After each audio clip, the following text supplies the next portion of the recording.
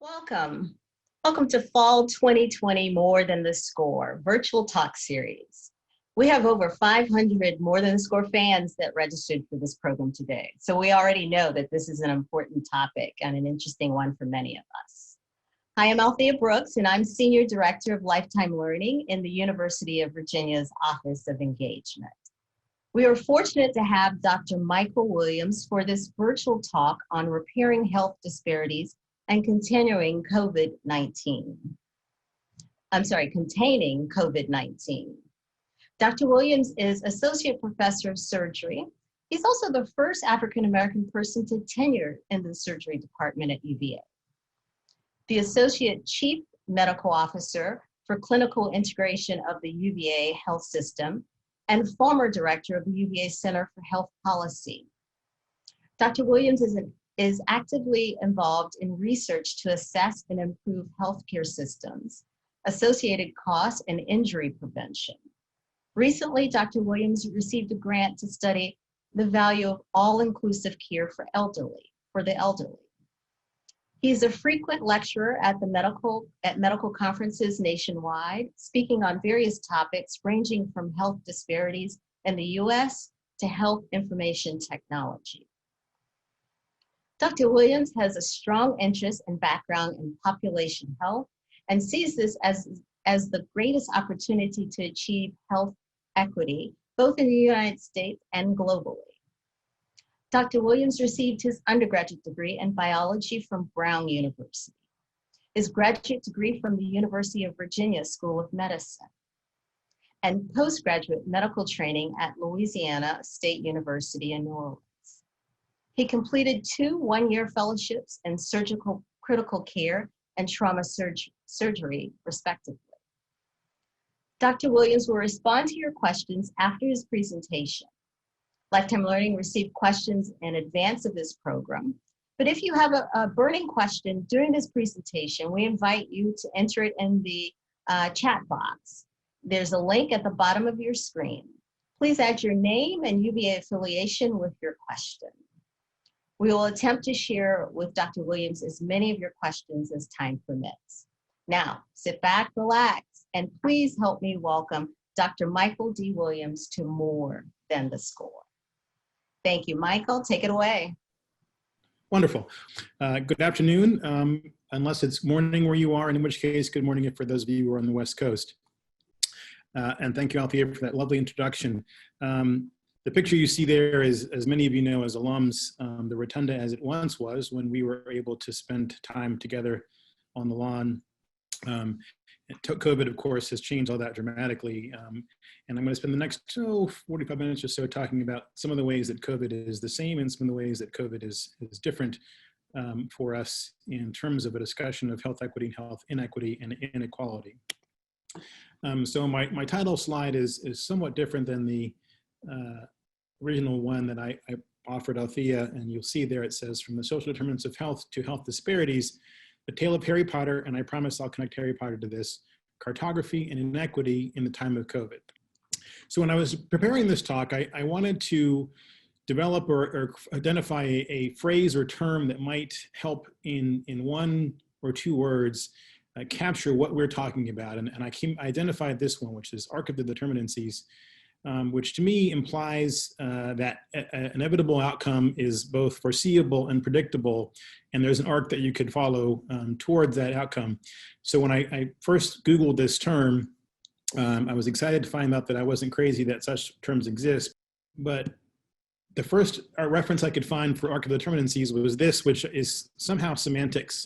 So those of you who are experts in semantics can email me later on and tell me what this all means.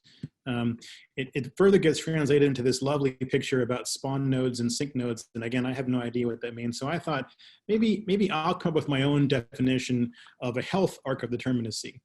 And my definition of it starts with injustice.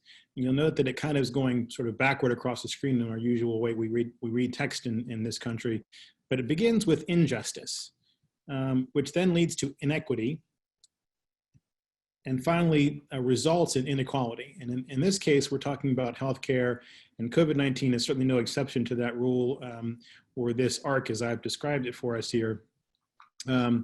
And And so I wanted to spend the next little while talking about this topic of inequity and inequality, framing it in COVID, but also talking about the ways that COVID is only one more example of a longstanding challenge we have in this country. So you may have seen similar conversations about justice and equity portrayed as you see on the slide now. And I would like to begin our discussion of this slide on the right-hand side of the screen, once again following my own arc of Arc of Determinacy, starting with justice, and where you could see that the individuals, no matter what their physical appearance, their physical disabilities, have easy and ready access to the same asset, in this case, seeing the soccer game.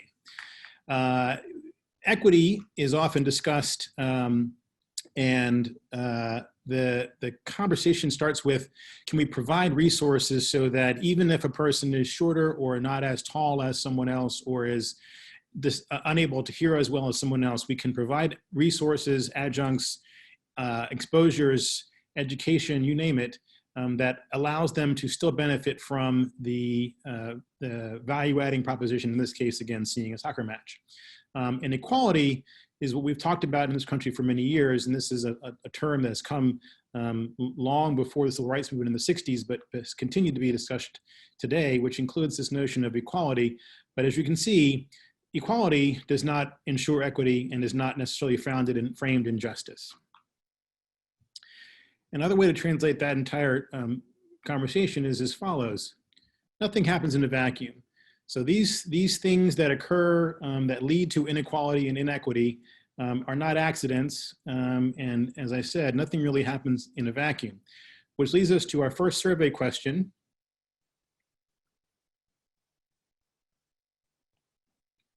Which hopefully you will be seeing. There you go. So I'll read the question for you, and it's as follows. Health disparities and inequities are manifestations of a lack of social justice. We'll give you, there are almost 200 of you participating, so we'll give a minute for the folks to respond. So 90% of you think the answer is yes, that in fact, health disparities and inequities are the result or a manifestation of a lack of social justice. All right, we'll move on, and we could hide that, just push it off to the side there. Okay, so as I mentioned in that question, we're talking now about health disparities in addition to health inequity, and health disparities are somewhat difficult to define for some folks, and can be difficult to define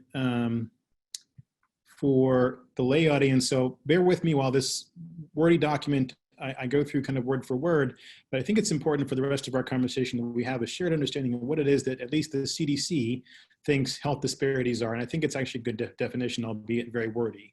So here we go. A particular type of health difference that is closely linked with economic, social, or environmental disadvantage.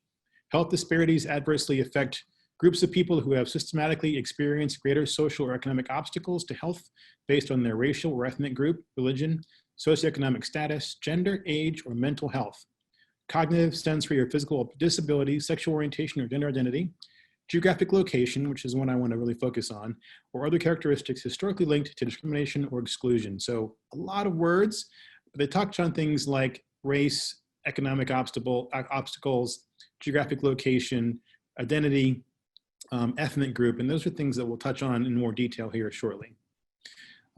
So to give you an example of what I mean and what others mean by health disparities, I've got these data here which are presented from the CDC as well. And on the top half of the screen, you see that young African Americans, and that's defined by ages 18 to 64, which I'm in that group, as I imagine many of you are as well. And the three examples that they use in this data are high blood pressure, diabetes, and stroke. Those are significantly higher incidence and prevalence, meaning that the number of individuals that have it and the number of times that the disease starts are higher for African Americans and than white Americans in particular. And you can see it sometimes as much as 50% higher for these specific diseases. Again, not necessarily the only ones, but these are really compelling data that show that even at young ages, and I'm very concerned at the stroke rate of 2% in what I would call very young people in their 30s and 40s. And diabetes, I think most of us are aware, has been an epidemic now in this country for many, many years and is only worsening, frankly. But it's worsening faster, if you will, for African Americans. This slide does not touch on Latino or Latina individuals, but that's also a challenge for that group as well. And that all translates, as you see in the lower half of the slide, to the fact that African Americans are more likely to die early. And again, you see the age distribution on the bottom x-axis of this graph in the lower half of the slide. You'll see that for every 100,000 individuals in a given region of the country, there's the stroke rate, the death rate for ages 50 to 64, again, me, is 1,000 or so per 100,000 versus 722 per 100,000 for whites, African Americans comparative. So those diseases in the top half of the slide are translating into deaths at earlier ages in the bottom half of the slide. And you might hope that this was related to only these diseases, but unfortunately that's not the case. And so these data also from the CDC, and these are very recent data from the CDC, show that the process of giving birth, and Serena Williams had a very famous, now very public situation where her life was in jeopardy, in serious jeopardy during the delivery of her child very recently. And you see in the slide that for every 100,000 live births, there is a 2.5, almost threefold increased risk for Black women of dying during that process as compared to white women. And American Indians and Alaska Native women are also at very high risk compared to white women. They didn't include it in this slide, but it's also true for Latinx populations as well. So not only chronic diseases, but also the not disease state of being pregnant shows a health disparity along ethnic and racial lines. And you might hope that maybe kids might be spared from this and that these are later life events and that once you get to be adult age, 18 or older, that would be the thing that tips that arc in an unfavorable way. But unfortunately, as you see, particularly in the middle part of this slide, Black or African American young people under the age of 18 have a much, much higher and a rising arc, as you can see in the slide, of incidence of type 2 diabetes, which is related primarily to obesity and overweight, which, as I mentioned earlier, are two very serious crises that are ongoing and worsening a lot of things, including COVID. So I think most of you, and any of you have sort of followed this whole story throughout the last 8 months or so in this country and worldwide have noticed that people who were described as vulnerable were dying at a higher rate compared to those who were not, having been infected with COVID-19. Well, if you become type 2 diabetic at age 12, your chances of being a vulnerable adult are extremely high. And as you can see in this slide, the chances of being type 2 diabetic at age 12 are unfortunately disproportionately impacting individuals based on their self-reported race or identity. So this is a real challenge, not limited, however, to children. And in terms of COVID, what we see now is that the rates of hospitalization. So I think most of you are aware that COVID-19, by and large, is a disease, an infection that many people get and don't know they have. And that those who do get it are most often characterized by mild to moderate flu-like symptoms, most of which require no medical care and no hospitalization, unless disproportionately you happen to be Alaskan Native or American Indian, Black or Hispanic or Latino, as you see on this slide. And so once again, the rates of hospitalization, so serious COVID infection, are disparate, based and stratified on the stated race of the individual. And being a white person who is not described as Hispanic in descent seems to be protective. And so it's been suggested by some that there's something wrong with people of color and people who are described as Black, Indigenous, people of color, or other ethnicities or BIPOC folks like myself. But there's more to it than this, and we'll get into the specifics in a second. But on the second slide in this same space about COVID, you'll see that not only is hospitalization rate much higher, but also the death rate, which has also been widely publicized. In fact, recently the CDC has released some data about kids. I'll show you in a slide that's pretty terrifying. But as you can see here, the rates of hospitalization are also wildly disparate and disproportionately affecting people of color.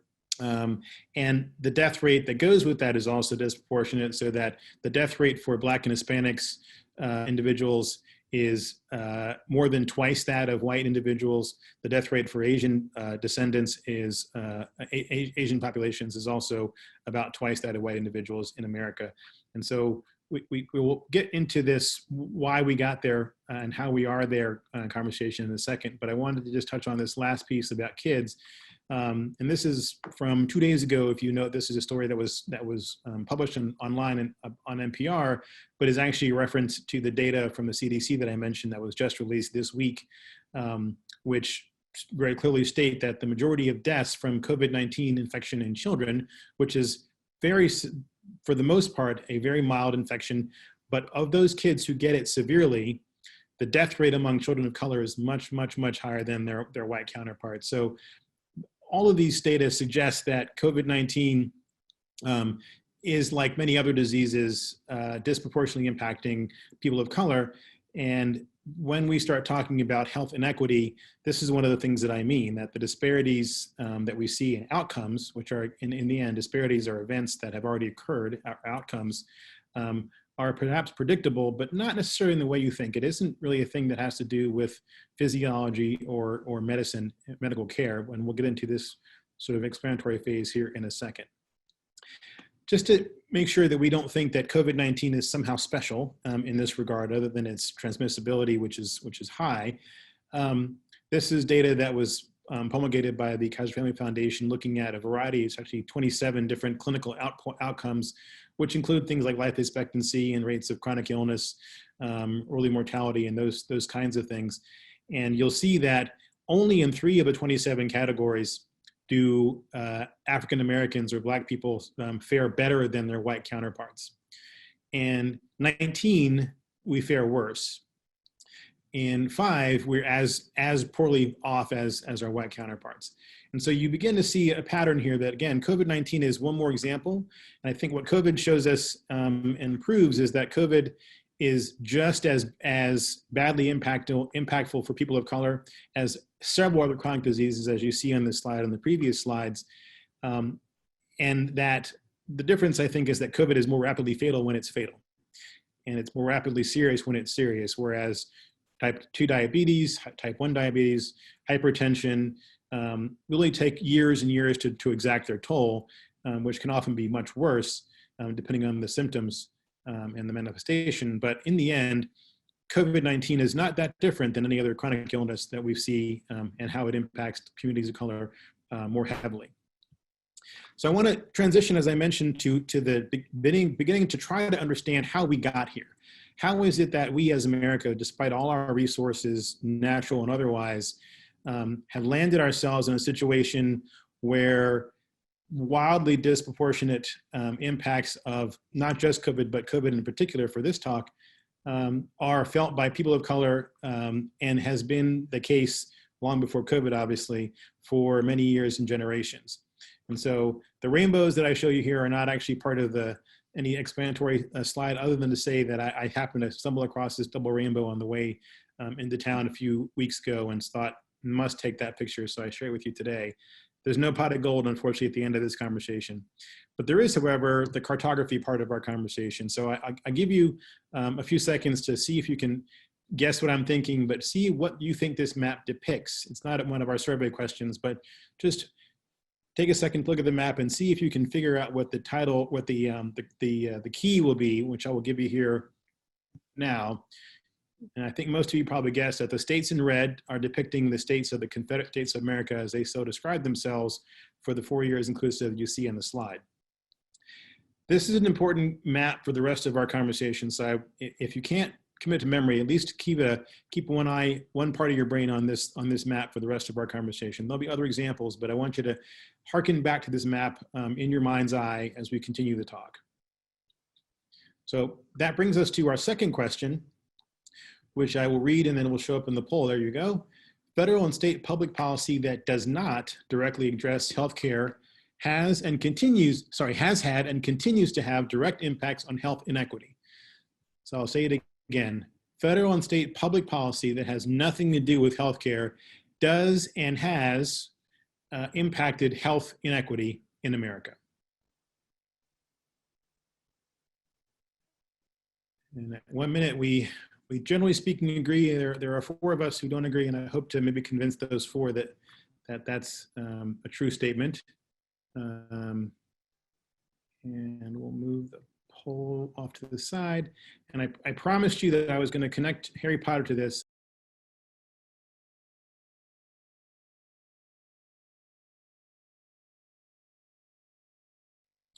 And so those of you who are scratching your head as to Harry Potter in the first place and why Harry Potter in this scene, what I hope to show you with that clip is that the elf Dobby, for those of you who don't know the stories, just gained agency.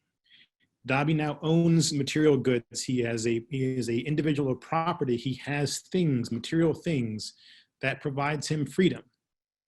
And I bring this to our conversation now because I think if we don't understand this notion of agency, then it's hard to understand how we get to where we are in terms of health disparities and inequity in America, but that it is fundamental to understanding how we got there and therefore what we do about the situation that we find ourselves in now as a country.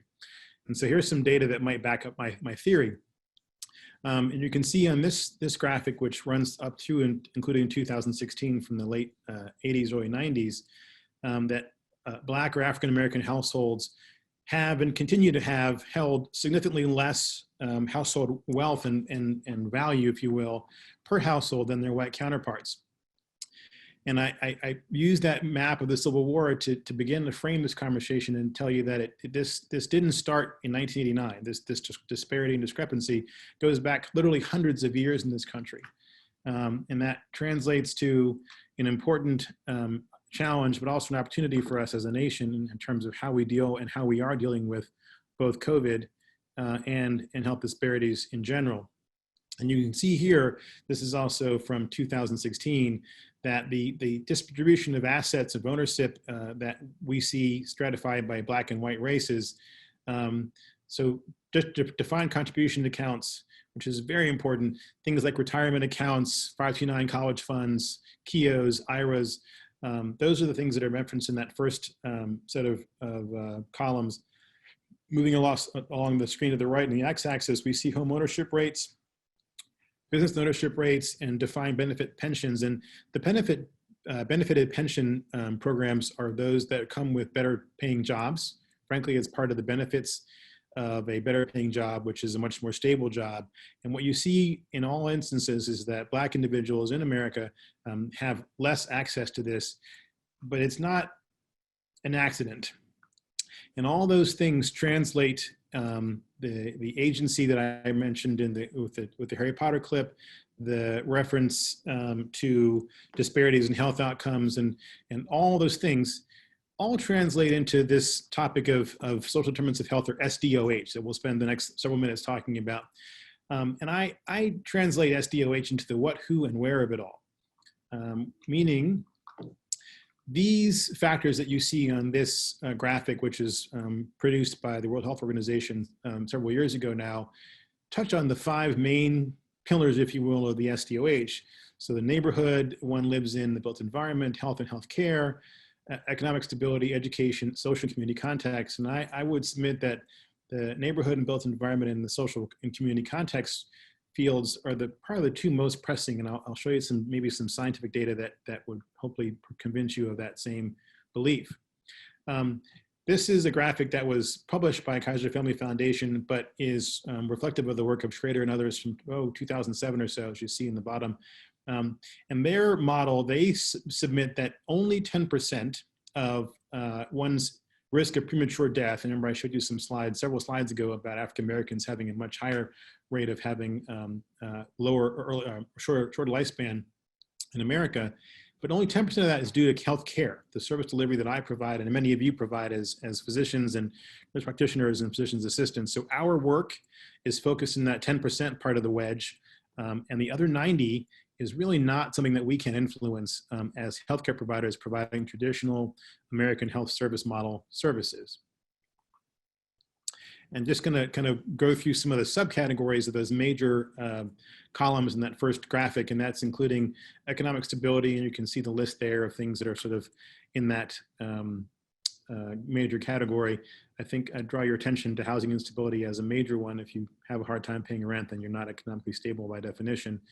Health and healthcare, and again, just to sort of downplay that, if Schrader is right, then 10% of your life expectancy is due to health and healthcare access. Although I think we spend most of our time in this country focusing on that area, which is, I think, one of our gaps. Education, and again, you can see some of the major areas of education outcomes and metrics that the model uses to define SDOH.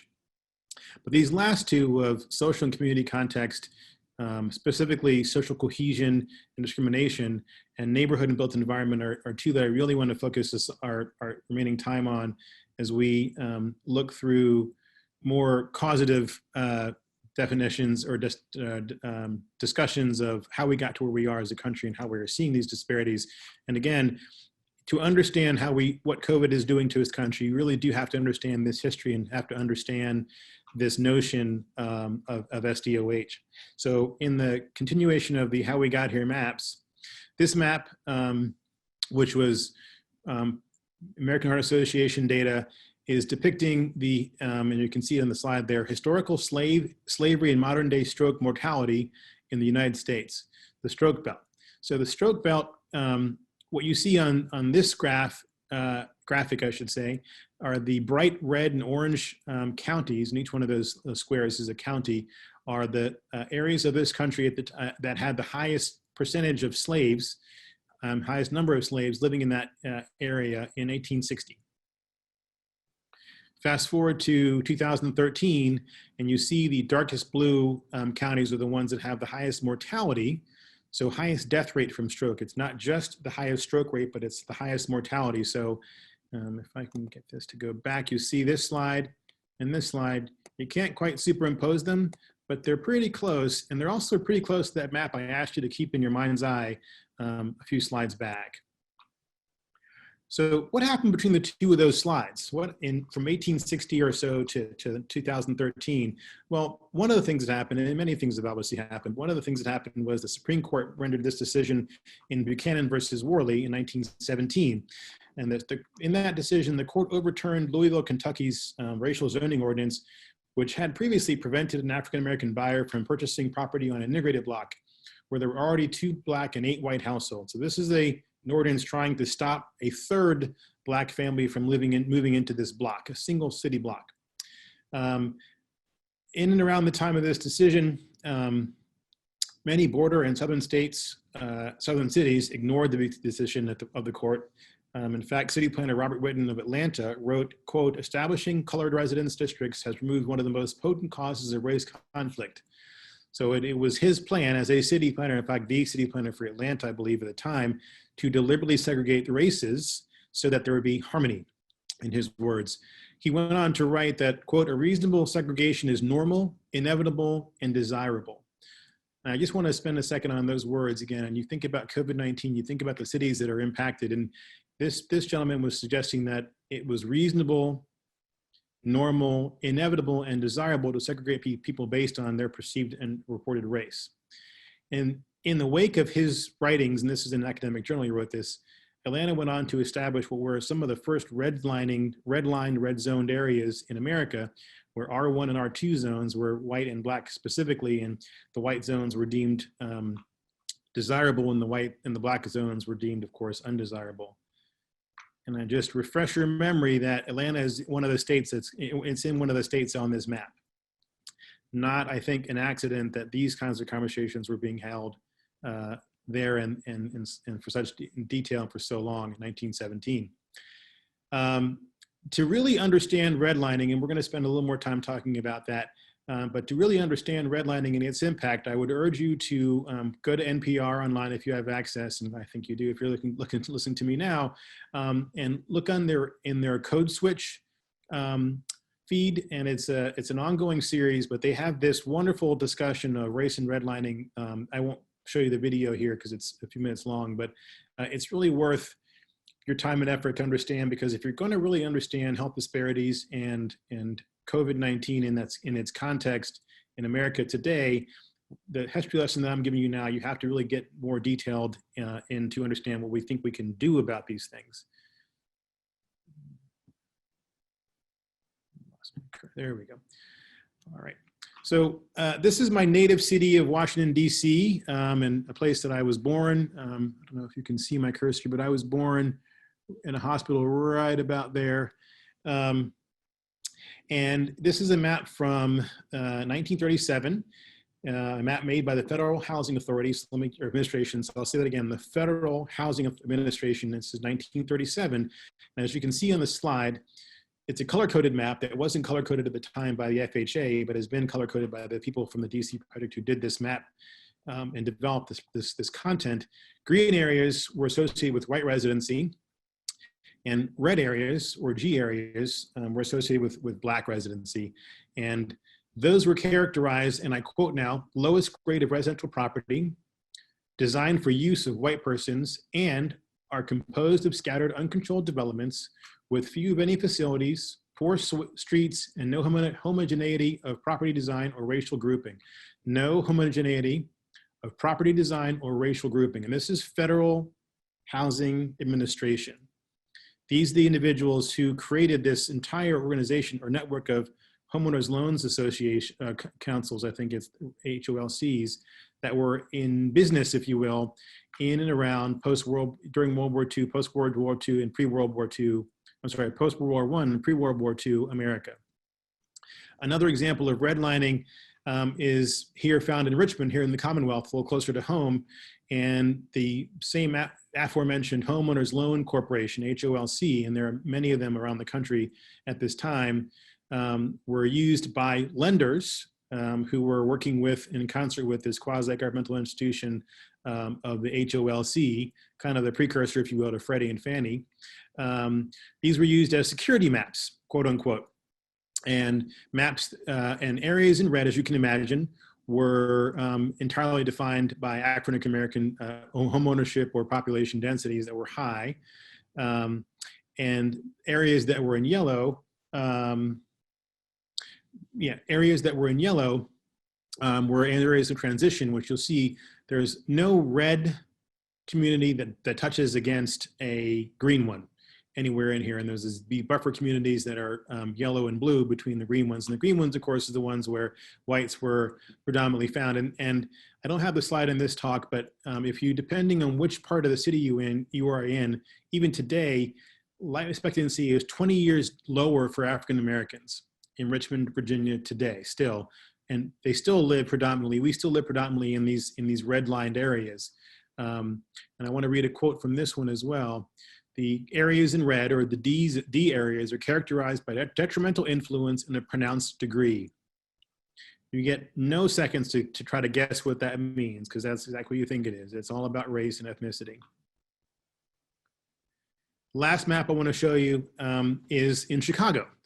Also from the Homeowners Loans Corporation in Chicago, also from the 30s. And again, you see these red and green areas, red, yellow, and green and blue areas are mapped very closely and very closely, block by block.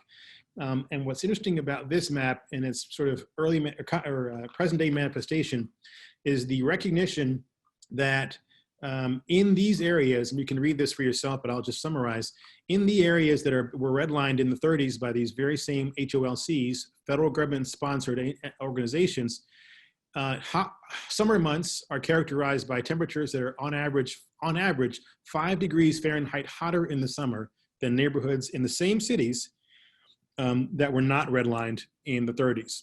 And so part of what that is there are fewer trees in these areas because they were cut down for industrial development and high-rise factors and tenement creation, specifically to keep African Americans separate from whites across a whole host of areas, work, school, physical health and activity.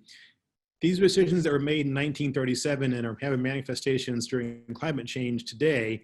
And I promise you that COVID-19 is also a victim, if you will, of the same process of redlining. So I've talked a lot about sort of abstract concepts, talked about macro data from the CDC, but what about real people? Do we have any reason to believe that SDOH are specifically impacting specific things for individual patients, maybe at UVA Health? Well, I took the effort and energy with my lab to see if we couldn't begin to answer that question. And so if any of you have ever been to the doctor's office and anything beyond a single physician practice, you've probably gotten a customer experience or customer satisfaction survey in the mail, or maybe 50 of them, depending on how often you go. What we did was to take these same surveys and embed the questions you see on the left-hand side of the screen, looking to see if we could find out data about the questions or the clinical diagnoses that you see on the right-hand side of the screen. In the interest of time, I won't go through all the details, but and I'm happy to share the slides after the talk. But we asked all those questions that are specific to specific SDOH domains like housing, transportation, income security, housing instability, and the like. And what we found is that a pretty terrifyingly high number of UVA patients who responded to the surveys, and by the way, almost everybody, 90% or so of the patients who gave us a survey back at all, answered our questions that were embedded in it. So people were pretty forthcoming, which was very gratifying and also, as I said, somewhat terrifying, because as you see the data here, almost 1 in 4, between 1 and 4, 1 in 5, say that they were very severely stressed at the time they filled the survey out. 4% or so experienced food insecurity in the year inclusive of the survey period of 2018. Another almost 5% couldn't come see us. This is come to see UVA due to the cost, or avoided seeing us because of the cost. 5% didn't feel emotionally safe where they live, whether they were at home or homeless. 9% lacked the agency, and it was a question of literacy and or language barriers to read the stuff we sent home with them. We always give patients, as you know, information to take home with them from their doctor's visits, and we just assume that they can read it. Turns out that almost 10% of our patients, which over the course of a year, outpatient-wise is 20,000 people, and inpatient-wise is about 2,000 people. That's a lot of people who are having a hard time understanding the stuff we sent home with them, which we think is communicating with them. So we've got some work to do there. And then you can see in this graph, and I'll focus your attention on the right-hand side of the table, that chronic obstructive pulmonary disease, or COPD, so chronic lung disease, and or use of the emergency room for non-emergency causes, including the diagnosis you see at the top of the screen, mostly which I'll show you bacterial pneumonia as one, all of which are diseases that are best treated and managed in someone's office, not in the ED, or certainly not in the hospital as an inpatient. And then this last busy slide I won't bother you with, but it's all the relative risks. And the very first one you see there, for patients who were food insecure, they had an almost 7-fold increased relative risk of being admitted to the hospital if they had diagnosis of heart failure, which the CDC and CMS says should never occur. Heart failure is a disease that should be managed as an outpatient. And yet the 7-fold increased risk of having admission for that with that condition if you are food insecure.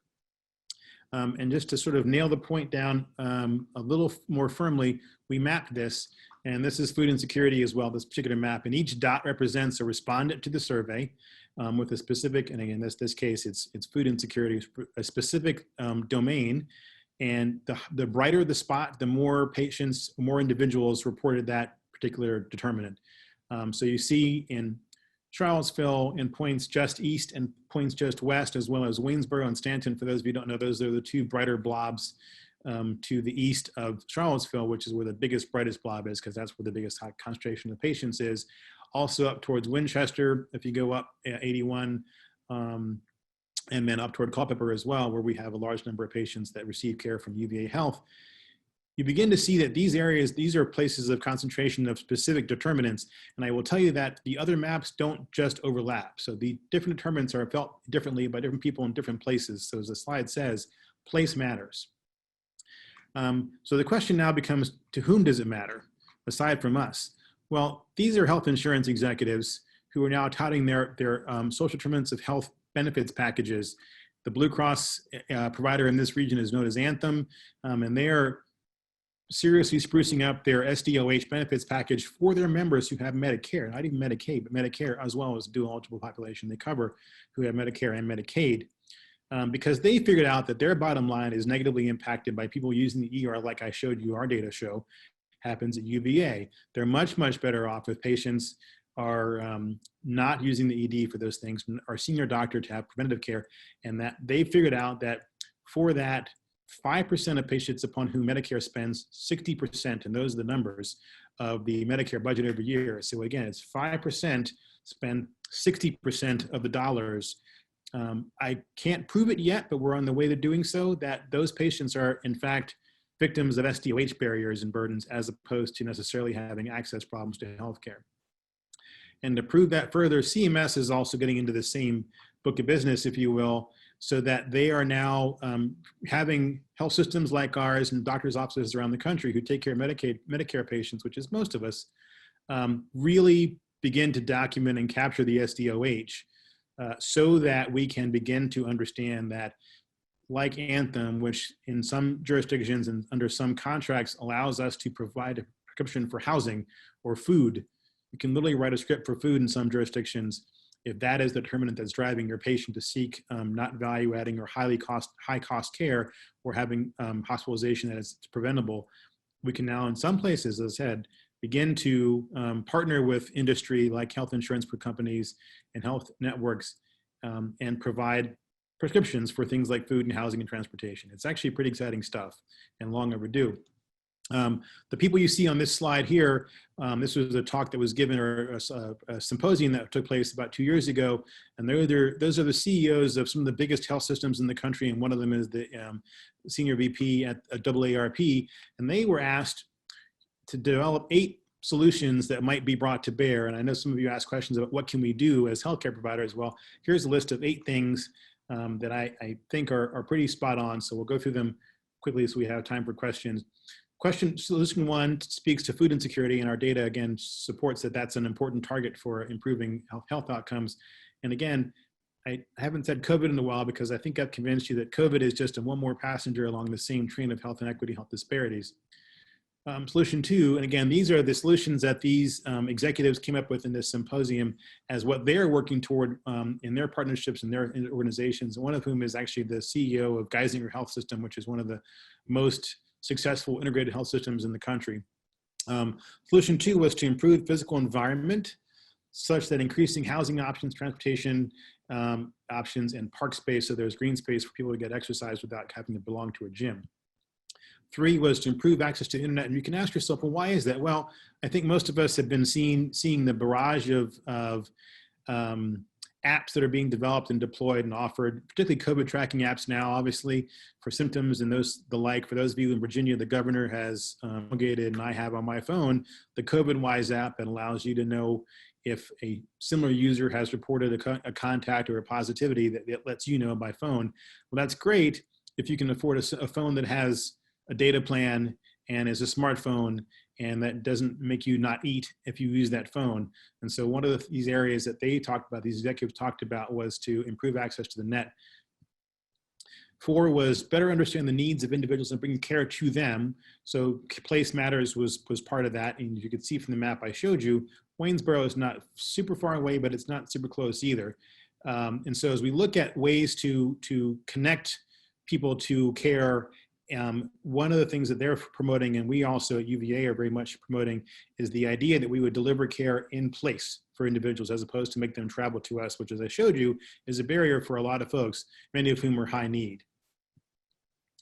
Integrate healthcare with retail, and this is something that I think is very innovative, and we're in conversations now with at least 2 insurance providers, which I can't name for obvious reasons, which would allow us to partner with them and collaborate in the space of retail outlets for pharmacy benefits, groceries, and the like, having connections to UVA Health in a way that allows us to connect our health records and their records so that when someone is identified by us or by them as food insecure or having a hard time paying for prescriptions or something along those lines, that both parts of that equation, we'll say pharmacy and the health system that is UVA, are aware of it and share that information so that we can tailor the right solution for the individual patient in an environment that they already go to, so in the retail setting, as opposed to, again, coming back to the membership here in Charlottesville. So I'm excited about that one in particular. Number 6 is to develop and use technology to bridge the gaps in the social determinants. And again, to do number 6, you have to really begin to understand people and their needs. So number 4 has to come before number 6. And number 7 was restructuring financial incentives to motivate addressing these SDOH. So right now, those of you who are physicians know we don't get paid as a healthcare provider of any kind, whether it's a hospital or physician's practice or an NP's practice. We don't get paid to manage and treat this SDOH. And so they're calling for the payers, 1 or 2 of them in that slide, in fact, are payers, to redesign reimbursement so that there is financial incentive and there's value for, let's face it, the business that we're in as healthcare providers, to mitigate, to first identify, but also to address the SDOH so that patients aren't spending money in hospitalization, other unnecessary services. So the last bit of what to do was changing the focus of healthcare in general. And I've hoped I've convinced you that policies matter, that the legacy and history of our country matters. And that brings us to our last survey question, which will pop up here in a second. And I want to read this one so you understand what I'm saying.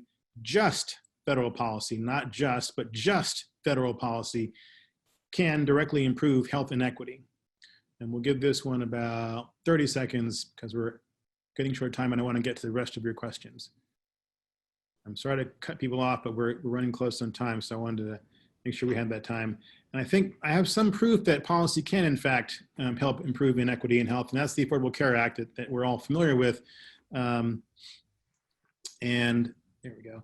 And you see here that this is the same Kaiser Family Foundation that you saw earlier, that the numbers of measures, the same 27 measures for which a group fared better, this is the wrong, felt better or worse, actually improved for African Americans significantly, and that no one suffered more in the wake of the ACA. So the ACA has been a policy change that has dramatically improved access to care, particularly for Medicaid recipients, which disproportionately are people of color in this country.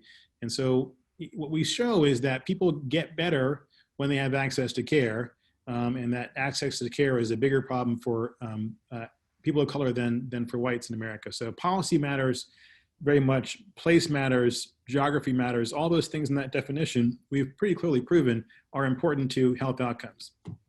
So in summary, the social determinants are, in my view, very important drivers of everyone's health and wellness. This is not a thing that's specific to any race or ethnicity, because again, I think one of the things that's important to state is that race is a made-up concept. There's no biological basis for it. Social determinants are further also likely inseparable, in my opinion. I have convinced you of that from social justice as a concept. They are place specific, so where you live and the environment that you experience every day is a very important driver of your social determinants of health. But they also have very clear and powerful impacts on specific clinical outcomes, things like heart failure and diabetes, as I mentioned, and that COVID-19 is no exception. In fact, is a passenger on that same train. Further, health disparities are not accidental either, right? The maps I've showed you have pretty clearly shown you there's a pattern of policy, decision-making publicly and not publicly, but public policy for sure, that is coinciding very, very heavily with the Confederate South. And going forward, you see that the stroke belt is also heavily overlaid on that same map. Access to care, and I didn't touch on it, but Medicaid expansion has also been the slowest in that same part of the country. So policy matters in terms of health disparities, but that they are in fact not inevitable. The Affordable Care Act, I think, has shown that, but they are, in my view, a matter of social justice. COVID is no exception. And with that, I will thank you for your attention and your time, and we will take questions. Thank you, Dr. Williams. Thank you so much. Thanks for sharing with us today. This was an informative talk and very timely. We have about 5 minutes to answer about 25 questions, so clearly we won't get to them all, but we have a few. We're also including in the chat box a list of books that Dr. Williams is sharing with you as part of his research for today's talk. Also, he will share his slides, so we'll include those on our Lifetime Learning website, because I know many of them were a little difficult to read with all the data. So look for those on our Lifetime Learning website with the recorded talk in a week or so. Okay, let's see if we get a few of these answered. Has the public health perspective been adopted formally in a professional degree program, such as, doctors, nurses, EMTs? Yeah, I would say short answer, no, which is unfortunate. I think in our nursing school, they've done a better job than we have in medical school to date in really embracing this notion of taking a public health approach to healthcare is the right way to go. And that's part of the work that we're trying to do in my lab, is to see if we can't begin that dialogue both at the practice level, but also in the education world. So we're not there yet. I'm doing some research with some folks in EMS in that same space, so there's more to come there. And someone also asked, how are you planning on using your survey data? Are you working on an article, a book? What are you working on? Yeah, so first and foremost, we're trying to reframe how we work with our patients here at the health system, both in the hospital, but also in the clinics, to begin to do some more comprehensive screening for STOH for all of our patients. No one's done this yet around the country, but we're on the cusp. We've actually built it already in our EHR system to ask these same questions and a few more of everyone, so we can begin to quantify the impact on not just survey respondents, but all of our patients. And then we've built some tools with the community here that will speak to things like housing insecurity or food insecurity that are community-based organizations, not just a health system resources. There's also academic work too, but that's an aside. Okay. So let's talk about the vaccination. Everyone's wondering, are health disparities going to keep folks away from volunteering and going to get the vaccination when it's available? Yeah, unfortunately, I think the answer is yes. So as many of you in the audience know, there's a long history of deserved distrust on the part of particularly Black people in this country when it comes to U.S. healthcare. And that is not going to be changed because COVID is disproportionately affecting people of color. The other thing and I've written about this recently with one of my residents here, Dr. Fleming, we are very concerned of a third pandemic, which is the two pandemics that have been going on were health disparities and health inequity, COVID being its own thing.